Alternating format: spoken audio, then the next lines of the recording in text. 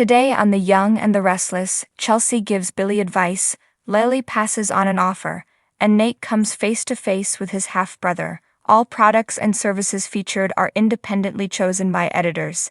However, soaps.com may receive a commission on orders placed through its retail links, and the retailer may receive certain auditable data for accounting purposes.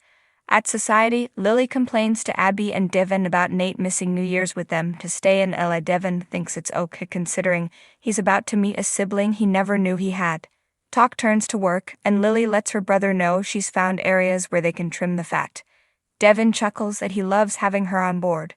Abby agrees. Devin says Nate could be home with his brother as the newest member of their family and Winters Incorporated. Lily frowns. Is he offering him a job at our company? Devin confirms that's the intention and that he's on board with it. Lily and Abby express concern. Devin explains Nate needed a way to reach out to him. The offer is just a cover. Lily doesn't think the subterfuge will turn out well. Devin wants to support Nate. Lily asks if he'll take the job offer away when the truth comes out. Devin says they didn't get that far. She and Abby worry about hiring a complete stranger. They don't need anything about this guy. Can we even trust him? Nate tells Audra he hasn't heard back from Damian yet. He's left a couple messages asking to meet about a job opportunity. Audra thinks it seems suspicious that he's calling over the holidays. Nate's surprised he wasn't at least curious.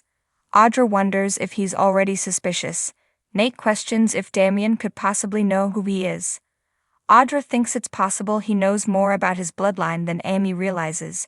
Maybe he uncovered her secrets, and that's why he took off in the first place. What if he feels angry and betrayed? She fears he may not be able to forgive his mother for lying to him his whole life. Nate says they'll have to wait and see if he responds. Audra thinks Amy must be a nervous wreck. Nate says she's strong but fragile. They both feel protective of her. Nate wants to see her reunited with her son and given a chance to make amends and say goodbye. Just then, he gets a reply from Damian. Billy runs into Chelsea at Crimson Lights, and they make awkward small talk. Chelsea makes a move to leave, but he stops her. Does she have a minute for an old friend? He notes they'll be running into each other, not only because of proximity, but because the boys are hanging out together a lot. He wants to find a way to get past this uncomfortable phase. They sit and Chelsea tells Billy that Connor's doing really well. He's happy to hear that. She asks about him and losing Chancellor. Billy says he plans on taking it back. Chelsea rolls her eyes. There it is. She was hoping his need for revenge was merely a knee-jerk reaction, and he put his energy towards something else. Does he really want to go to war with Victor? Billy says he started the war, but didn't take out his target completely. I was wronged. Severely. It's not in him to forget and get over it. At Society, Devin, Lily, and Abby continue discussing the ladies' concerns about Nate offering Damian a job. They don't know the guy or what he might want from them. Lily's not comfortable bringing him into the company without getting to know him better. The last thing she wants is to be stabbed in the back again. She doesn't think Nate is going about this the right way. Abby agrees given the false pretenses.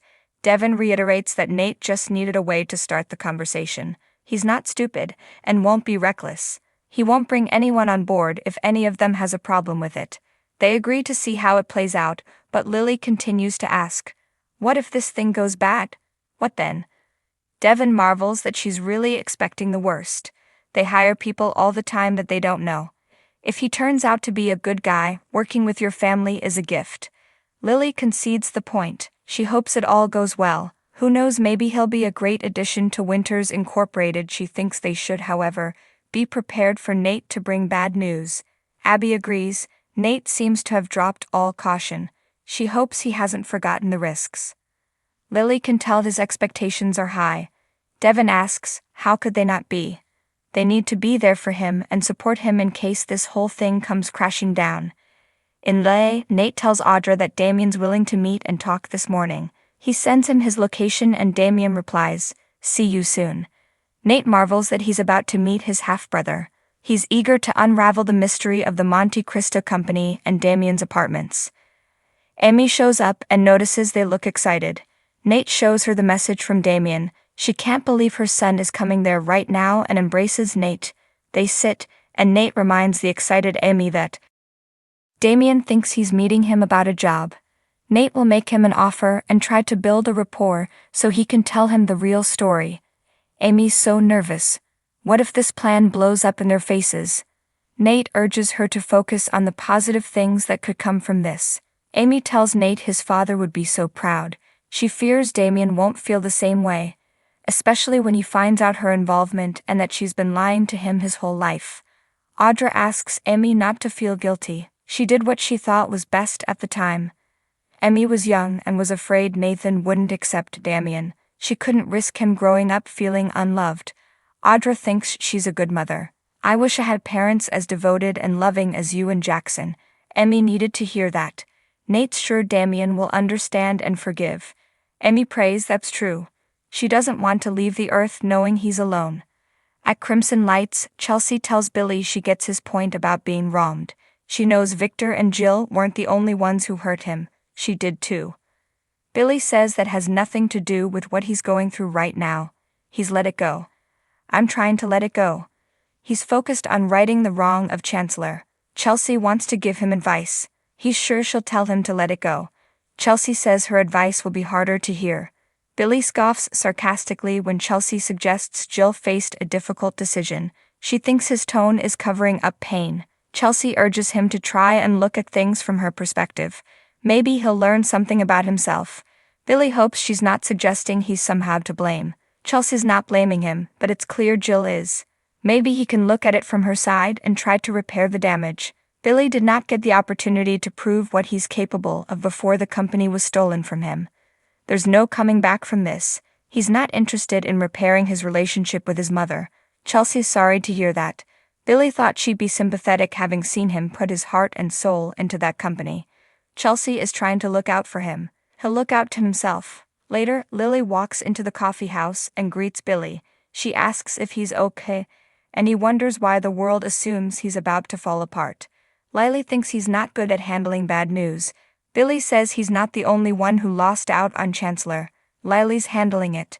Billy says he's going to be back on top. Maybe you want to join me. Lily thinks the game is played out. Billy asks if she really doesn't want payback on Nikki and Victor for stabbing her in the back. In LA, Audra and Amy take off so they're not there when Damian arrives to meet Nate, who warns them to keep their phones on as they leave. At Society, Abby asks Devin if their lunch upset him. Devin says no. Abby knows he's worried about Nate. Devin could hear how excited he is to find his brother and would hate for him to be crushed. They agree if that happens, they'll be there for him. Devin thinks this has brought out painful memories of losing his father. Nothing could ever really fill that hole. He thinks Nate believes having a relationship with his brother will ease some of that pain. He'd hate to see it end up a mess. Abby asks if it goes bad, what then? Devin's sure Nate will be crushed. He'll have to protect his heart. Abby asks how he feels about Nate meeting with Damian. Devin says it's brought up memories of meeting his own family later in life. It was an emotional roller coaster. I just think that Nate is about to take a ride of his own. Abby agrees he is, no matter the outcome. Devin wishes they could prevent the drops, but there's nothing they can do to stop it. At Crimson Lights, Billy tells Lily that Chancellor belongs to them. Think about what a triumph it would be if they were back on top without his mother dictating to them. Lily won't deny she's furious about Nikki and Victor deceiving her, but she's happy at Winters. Billy says she's not in control. Lily suggests he go back to Jabut. Billy says that's not an option. He teases that she's not his only ally. Lily asks if he really believes he can beat Victor. Billy would be a coward if he didn't try. Lily can't help him, but will be cheering for his success. At Society, Abby knows it's hard for Devin to watch Nate go through something that might hurt him.